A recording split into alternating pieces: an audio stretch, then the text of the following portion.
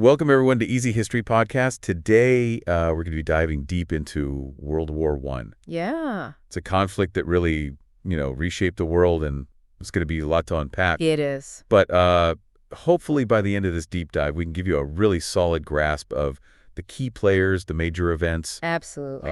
and how those early battles played out. Yeah, it's really fascinating to look back at 1914 Europe, almost like a powder keg waiting for a spark. Right. You had these two major alliances, the Triple Entente, France, Great Britain, and Russia, versus the Triple Alliance, Germany, Austria-Hungary, and Italy. But it wasn't, as simple as like good guys and bad guys. Right. Each nation had its own, anxieties, ambitions that drove them into these alliances. Okay, so tensions are already high, but what was the specific event that kind of lit the fuse and set everything off? Well, it all really comes down to the assassination of Archduke Franz Ferdinand, the heir to the Austro-Hungarian throne. This happened on June 28th, 1914. His assassin was Gavrilo Principli, a Serbian nationalist. Okay. And that's where things get really complicated. So it wasn't just a random act of violence. No, not at all. How did this one event trigger a world war? Well, Austria-Hungary saw this as an opportunity Okay. to finally deal with Serbia, which they considered a nuisance. They issued an ultimatum to Serbia with demands that would essentially strip Serbia of its independence. Wow. It was designed to be rejected, giving Austria-Hungary a justification for war. So it sounds like a carefully laid trap. It does, doesn't it? Serbia refuses, Austria-Hungary declares war. But then how did everyone else get dragged into this conflict? Well, that's where those alliances really put into play. Russia felt obligated to protect Serbia, their fellow Slavic nation. Right. So they started mobilizing their massive army. Okay. Germany, allied Austria-Hungary, saw this as a threat and declared war on both Russia and France. Wow. They knew an attack on one would trigger a response from the other. Declaring war on two major powers at once. I mean, that seems incredibly bold. It was. Almost reckless. What was Germany thinking? Well, their strategy was based on the Schlieffen Plan. It was a risky gamble. Okay. That involved quickly knocking out France by invading through neutral Belgium. They figured they could then turn their full force on Russia before Russia was fully mobilized. So violating Belgium's neutrality was part of the plan. It was. That seems like a move that would backfire. And it did. Yeah. The Germans underestimated both Belgian resistance, which slowed them down, and Britain's reaction. The British were bound by treaty to defend Belgium, so they joined the war, which threw off Germany's timetable completely. So the Schlieffen Plan sounds like, just a fascinating example of how even the best military strategies can have unintended consequences. Absolutely. What were some of those early battles that really showed this plan wasn't working? Well, the Battle of the Marne, just outside of Paris, was absolutely crucial. Okay. The French and British forces, despite heavy losses, managed to halt the German advance. This pretty much ended Germany's hope for a swift victory, and it forced both sides to dig in, marking the beginning of trench warfare on the Western Front. Trench warfare, I mean, that's the image that comes to mind for most people when they think about World War I. Yeah. It must have been a shock to everyone involved. Absolutely. The scale of the trench systems was unlike anything seen before. They stretched for hundreds of miles from the English Channel to Switzerland. Wow. What started as, temporary defensive positions became a defining feature of the war for the next 4 years. 4 years. Both sides desperately tried to break through, which resulted in battles like the Race to the Sea, which was a series of flanking maneuvers. Okay. That really just extended the trench lines even further. So we often think of World War I as, like this European war, but it quickly expanded beyond the continent, right? Oh, you're absolutely right. It reached into Africa, Asia, and the Middle East, drawing in colonial troops and resources. It truly became a global war fought on multiple fronts. Wow. Can you give us an example of how this played out in one of those other theaters, like, say, Africa? Yeah. One incredible story is that of Colonel Paul von Lettow-Vorbeck. Okay. His Schutztruppe in German East Africa. Despite being completely cut off from Germany, he waged a brilliant guerrilla campaign. Wow. Against Allied forces, tying down a significant number of troops and resources for the entire war. That's astonishing. A small, isolated force having such a significant impact on the war. It is. What about naval warfare? Yeah. How did that play out in these early years? Well, naval warfare, particularly for Britain, was crucial. The British Grand Fleet, the most powerful navy in the world at the time, immediately imposed a blockade on Germany. Okay. They wanted to cut off crucial supplies, including food, and cripple the German war effort. So the war at sea also becomes a war of attrition. Right. With each side trying to outlast the other. How did the Germans respond to this blockade? They turned to a new weapon, the U-boat, or submarine. These vessels could strike beneath the waves, attacking British merchant ships and challenging Britain's control of the seas. So the U-boat became quite a controversial weapon, I imagine. Oh, absolutely. Its attacks sometimes resulted in civilian casualties, raising all sorts of questions about the ethics of naval warfare. We've talked a lot about the Western Front. Right. But what was happening on the Eastern Front, where Russia was fighting Germany and Austria-Hungary? The Eastern Front was a stark contrast to the static trench warfare of the West. It was marked by vast distances, greater mobility, and even more brutal fighting. Okay. The Russians, despite their numerical superiority, faced early defeats due to logistical challenges and outdated tactics. The Battle of Tannenberg in August 1914 is a prime example. Okay. German generals von Hindenburg and Ludendorff, using superior tactics and taking advantage of Russian communication breakdowns, inflicted a devastating defeat on the Russian Second Army. So the Eastern Front was just as chaotic and brutal as the Western Front, if not more so. Yeah. Did the Russians have any early successes? They did achieve some victories against Austria-Hungary, particularly in Galicia, capturing the fortress city of Przemysl after a long siege in 1915. Okay. However, these successes were often overshadowed by their struggles against the more technologically advanced and strategically adept German army. So as we move into 1915 and 1916, the war is settling into this brutal war of attrition, Yes. with millions of soldiers locked in this deadly stalemate. Yeah. What were some of the key developments during this period? Well, the focus shifted to offensives designed to wear down the enemy's resources and manpower. The fighting at Verdun in 1916 really illustrates this shift. Okay. The Germans, under General Falkenhayn, launched a massive attack with the stated goal of bleeding France white.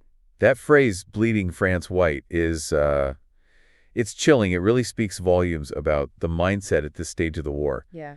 Did this gruesome strategy work for Germany? Not really. While the French suffered unimaginable losses, they held on with incredible tenacity their rallying cry, "They shall not pass," echoing through the trenches. Yeah. Verdun became a symbol of French resilience, but also of the horrific futility of this kind of warfare. Yeah. It's just difficult to comprehend the scale of the casualties at Verdun. It is. Hundreds of thousands perished for minimal gains, Exact. turning the battlefields into a vast graveyard. Yeah, the human cost of this war was staggering. But amidst this carnage, new technologies emerged, technologies that would forever change the face of war. Poison gas, first used by the Germans at Ypres, introduced a terrifying new element to the battlefield. Right. And the British, searching for a way to break the stalemate of the trenches, deployed the first tanks at the Battle of the Somme. Tanks and poison gas. Right. Weapons that seem almost futuristic for their time. Did they immediately change the course of the war? Not at first.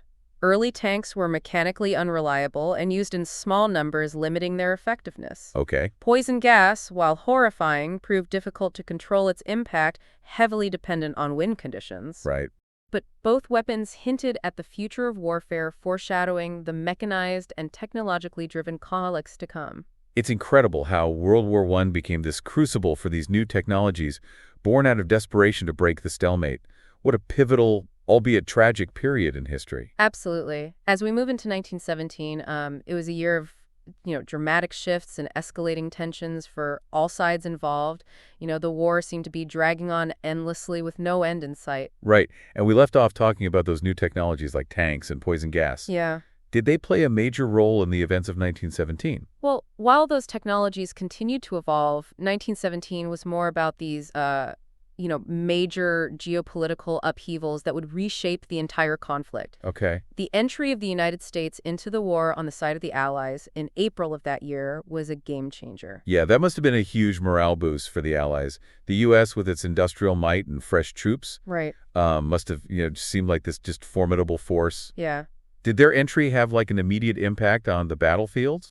Not immediately. While the declaration of war was significant, it took time to mobilize and transport American forces to Europe. The immediate impact was more psychological. Okay. It bolstered Allied hopes and sent a clear signal to Germany that they were facing a much larger and more powerful adversary. So a long game for the U.S., but potentially a decisive one. Yeah. Were there any other significant developments in 1917 that kind of shaped the course of the war? Well, on the other side of the spectrum, you have the Russian Revolution. Right. The war had taken a devastating toll on Russia, leading to widespread social unrest, food shortages, economic instability. Right. And this is the revolution that brought the Bolsheviks, led by Lenin, to power? Exactly. Yes. In November 1917, the Bolsheviks seized control of the government, promising peace land and bread to the war-weary Russian people. They quickly sought peace negotiations with Germany, culminating in the Treaty of Brest-Litovsk in March 1918. Right, and that must have been a significant blow to the Allies losing Russia as an active participant in the war.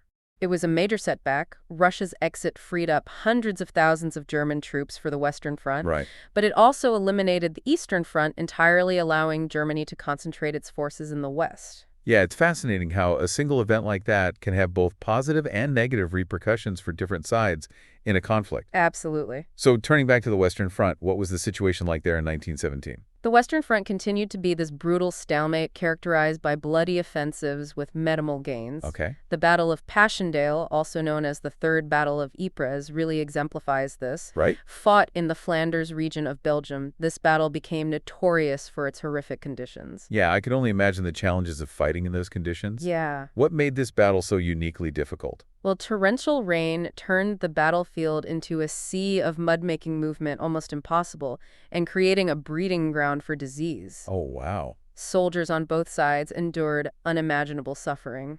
Despite enormous casualties, the British under General Haig pressed on with the offensive, believing a breakthrough was possible. Wow. In the end, Passchendaele became a symbol of the war's futility, a costly and agonizing struggle for limited strategic gain. As we've seen, the war wasn't confined to Europe.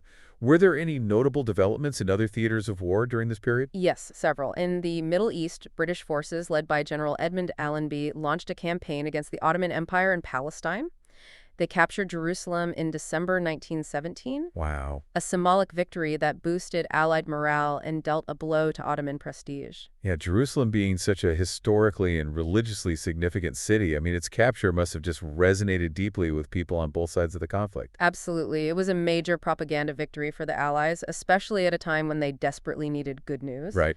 The fall of Jerusalem also highlighted the growing weakness of the Ottoman Empire, which was already facing internal challenges and mounting pressure from Arab nationalist movements. You mentioned Arab nationalism. Did that play a significant role in the Middle Eastern theater of the war? It certainly did. The British, recognizing the potential of Arab support in their fight against the Ottomans, cultivated relationships with Arab leaders. Okay. Most notably Hussein bin Ali Sharif of Mecca. Okay. He launched the Arab Revolt in 1916, aiming to establish an independent Arab state. Wow. The British also enlisted the help of T.E. Lawrence, Oh, right. better known as Lawrence of Arabia, Lawrence of Arabia. who played a key role in supporting the Arab rebellion and coordinating their efforts with British military strategy. Lawrence of Arabia, it's a name that just conjures up images of adventure and intrigue. Yeah. What was his actual role in the war? Lawrence was a fascinating and complex figure. An Oxford-educated archaeologist, he was assigned to British military intelligence in Cairo during the war. Wow. He possessed a deep understanding of Arab culture and politics, which proved invaluable in fostering cooperation between the British and the Arab forces.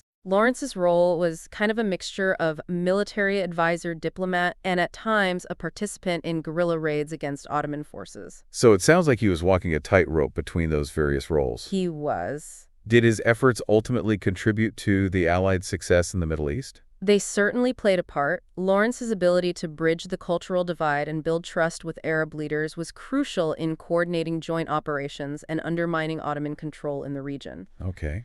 However, it's important to remember that the Arab Revolt was a complex movement with its own internal dynamics and motivations. Right. While the war raged on in the Middle East, the situation on the Italian front took a dramatic turn in 1917. Yeah. Didn't the Italians suffer a major setback? Yes, they did. In October 1917, Austro-Hungarian and German forces launched a surprise offensive at Caporetto, smashing through the Italian lines and driving deep into Italian territory. Wow. This defeat sent shockwaves through the Allied ranks, forcing them to divert troops from the Western Front to shore up the collapsing Italian line. So Caporetto sounds like a major disaster for the Italians. It was. What were the repercussions of this defeat? Well, Caporetto was a turning point in the Italian campaign, exposing weaknesses in their leadership and military organization. Okay. The defeat led to a shakeup in the Italian high command, with General Cadorna being replaced by General Diaz. More broadly, Caporetto highlighted the interconnected nature of the war, demonstrating how events on one front could have dramatic consequences elsewhere. Right. The Allies had to scramble to contain the damage, sending French and British divisions to Italy, which in turn weakened their forces on the Western Front. So by the end of 1917, the war had entered this new phase. Russia was out of the picture. The United States was slowly but surely ramping up its involvement. Right. And the situation on both the Western and Italian fronts remained precarious. Yeah. It seems like the stage is set for, this final showdown in 1918. Indeed, 1918 would prove to be a decisive year one, filled with dramatic twists and turns. The fate of nations, indeed the future of the world, hung in the balance as both sides prepared for one final all-out push for victory. 1918 was really the climax of the Great War. A year of, relentless fighting and sudden reversals of fortune. Germany was in a race against time, knowing that the longer the war dragged on, the more the American Expeditionary Force would tip the scales against them. So it was a now or never moment for Germany. What was their strategy for this final push? They staked everything on a massive offensive on the Western Front, hoping to break through the Allied lines and force a negotiated peace before the full weight of American power could be unleashed.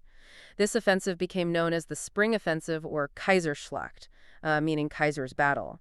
It began in March 1918. It sounds like a pretty desperate gamble. Did they have any early success? They did. The Germans, using new infiltration tactics and capitalizing on their shorter lines after Russia's withdrawal, made significant gains early on. They punched through weak points in the British lines, and for a time it looked like they might achieve a breakthrough. Wow, it must have felt like the Allies were really on the verge of collapse. How did they respond to this German onslaught? While facing this crisis, the Allies took a crucial step. They unified their command structure, appointing the French general Ferdinand Foch as supreme commander. Okay. This streamlined decision-making and allowed for a more coordinated response. Unifying the command structure makes sense in hindsight, but I imagine it wasn't easy for these proud nations to just, put aside their individual interests and follow one leader. You're absolutely right. It was a momentous decision highlighting the gravity of the situation. The Allies understood that their very survival depended on working together, pooling their resources and expertise under a single decisive command. So Foch takes command. What was the next move? How do they stop this German advance? They dug in, fought with incredible tenacity, and launched a series of counterattacks. The Second Battle of the Marne in July 1918 proved to be the turning point. Okay. The Germans, exhausted and overextended, were finally stopped, their offensive momentum broken. And this must be where the American forces really start to make their presence felt, right? By this point, they had to have a significant number of troops in the field. Absolutely. The American presence was rapidly expanding, and their contribution to the Second Battle of the Marne was crucial. Okay. Fresh, enthusiastic, and eager to prove themselves, the American troops fighting alongside their French and British comrades played a key role in halting the German advance. Are there any specific engagements involving the Americans that really stand out during this battle? Yeah, two actions in particular come to mind: Belleau Wood and Château Thierry. At Belleau Wood, the U.S. Marines fought with incredible ferocity against seasoned German troops, holding their ground despite heavy losses. Their bravery and tenacity earned them the respect of both friend and foe. Château Thierry was another critical moment. American troops, hastily thrown into the line to stem the German tide, fought with extraordinary determination, helping to secure a crucial Allied victory. These battles sound incredibly intense. What was the overall impact of the American involvement at this stage of the war? Well, the American arrival had a profound psychological impact. German morale, already strained by years of war and hardship, plummeted as they realized they were now facing a seemingly endless wave of fresh enemy troops. On top of that, the Americans brought with them a massive influx of material resources, tipping the balance of industrial power decisively in favor of the Allies. So the tide had turned. The German offensive had been broken. The Americans were arriving in force, and Allied morale was surging. What happened next? Well, the Allies, sensing German weakness, launched a series of coordinated offensives that became known as the 100 Days Offensive, Okay. pushing the Germans back on all fronts. These offensives, supported by tanks, artillery, and air power, were relentless and overwhelming, forcing the Germans into a steady retreat. The 100 Days Offensive, it sounds like the final act in the German war effort. What was the atmosphere like on the German side during this period? Defeat was becoming unavoidable. German soldiers, exhausted, demoralized, and facing overwhelming odds, began surrendering in droves. The home front was also collapsing, with food shortages, labor strikes, and political unrest undermining the war effort. It was clear that Germany could no longer sustain the fight. So how did the war actually end? Was there a final decisive battle? Not a singing battle, but rather a gradual unraveling of the German war machine. A series of defeats and setbacks that culminated in their request for an armistice. First, Bulgaria, facing a successful Allied offensive in the Balkans, signed an armistice in September 1918.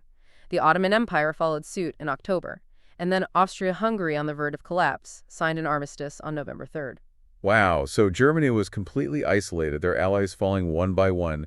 How did they react? While the writing was on the wall, General Ludendorff, recognizing the hopelessness of the situation, informed Kaiser Wilhelm II that Germany had to seek peace. The Kaiser, facing mounting pressure from both the military and the civilian population, reluctantly agreed. A German delegation was sent to negotiate an armistice with the Allies. And where did these armistice negotiations take place? Was it some grand summit with all the world leaders present? Not quite. The armistice was signed in a rather unassuming setting, a railway carriage in the forests of Compiègne in France. The German delegation met with representatives of the Allied powers led by the French Marshal Foch, and agreed to the terms of the armistice, which included the cessation of hostilities, the withdrawal of German troops from occupied territories, and the surrender of their weapons and equipment. So the guns finally fell silent. What was the date of this momentous event? The armistice went into effect at the 11th hour of the 11th day of the 11th month of 1918, November 11th, 1918, a date that would forever be etched in history as the end of the Great War. And what a war it had been. Millions dead, empires shattered. A world transformed. It's almost impossible to grasp the scale of the devastation and the impact it had on the course of human history. The legacy of World War I is complex and multifaceted. It led to the redrawing of the map of Europe, the rise of new ideologies, and the emergence of the United States as a global power. But it also left behind deep scars, a sense of disillusionment and unresolved issues that would tragically pave the way for future conflicts. It's hard to imagine the world today without considering the profound impact of World War I. It truly was a global event that touched countless lives and reshaped the course of history. Indeed. And while we've covered a lot of ground in our deep dive today, there's always more to explore. I encourage you to delve deeper into the individual stories of those who lived through those tumultuous times and contemplate the enduring lessons of this global tragedy. Thank you for guiding us through this complex and fascinating period of history. It's been an eye-opening journey, a reminder of the human capacity for both incredible courage and unimaginable destruction. We've seen how a seemingly insignificant event, the assassination of an archduke in a distant corner of Europe, can trigger a chain reaction that engulfs the entire world in flames. As we reflect on the legacy of World War I, a question that lingers is this: what lessons, if any, did we learn from the horrors of this conflict? A question worth pondering as we navigate the challenges and complexities of our own world.